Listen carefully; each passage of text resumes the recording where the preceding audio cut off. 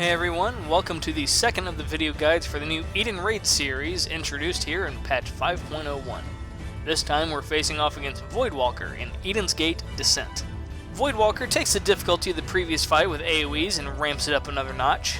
I would probably rank this as one of the hardest of the Eden Raids, being second only to the fourth fight overall. But just because these are difficult at first doesn't mean they aren't a ton of fun to do. Doom Void Guillotine will open the fight with a large line AoE that shoots out in front of and behind the boss's body, so watch for the giant marker on the ground. Doom Void Slicer is an arena-wide AoE with a safe space directly under the boss. Throughout the fight, Voidwalker will summon several Void Scent called Nicks to the arena. Don't touch them.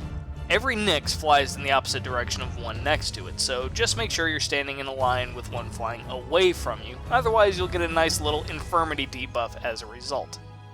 They will also spawn around the boss and fly in towards him from 4 different directions. These are even easier to avoid.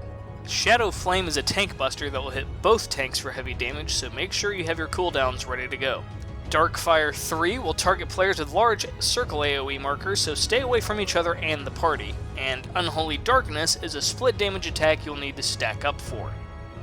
The thing that Voidwalker really likes to do is cast delayed attacks, kind of like what Tycoon does in the Twinning, but the execution of this looks a little bit different. Voidwalker will cast Spell in Waiting, which adds a delay to his spells. So for example, Darkfire 3 will still throw out AoE markers, but it will not go off when the counter goes off. All this really does is give you time to figure out where you need to stand. When the cast timer goes off, a second timer will form over your head. Resist the urge to change locations, as the AoE will go off when the second timer finishes counting down. So if you moved from your original position back up to where the rest of the party is, you're gonna get people killed. The same thing is true for Unholy Darkness. The split marker will disappear, but a second timer will appear in its place. Everyone still needs to stack up as usual.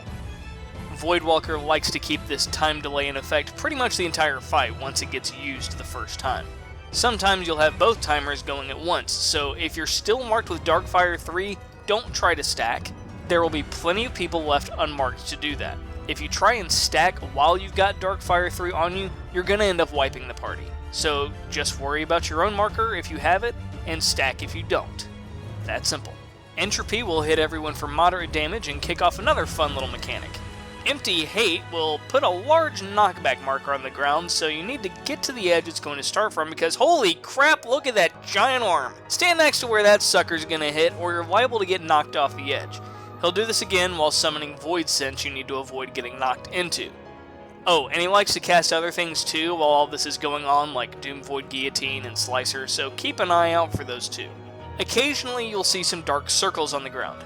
If you have any experience with raiding anything like Weeping City, you'll know that all players need to stand in these circles to avoid the party wiping. That means each circle needs to have at least one person standing in it. Shadow Eye will also be introduced, which is a gaze attack, so be sure to look away. This will also be used with the timer after this introduction, so just be sure to be facing away from whichever player is tagged with the marker. All of these mechanics will continue to repeat with some fun combinations, like a knockback while the circles on the ground need to be stood in. The hardest part of this fight is just getting the mechanics down in memory and keeping an eye on positioning during the time delay, since the large circles are no longer present. Stay on your toes and keep dodging, and you'll be done before you know it. Alright, that wraps it up for the second of the Eden fights. You know, like, share, subscribe, all that good stuff, and then coming up next is going to be our third fight in the Eden series, Eden's Gate Inundation.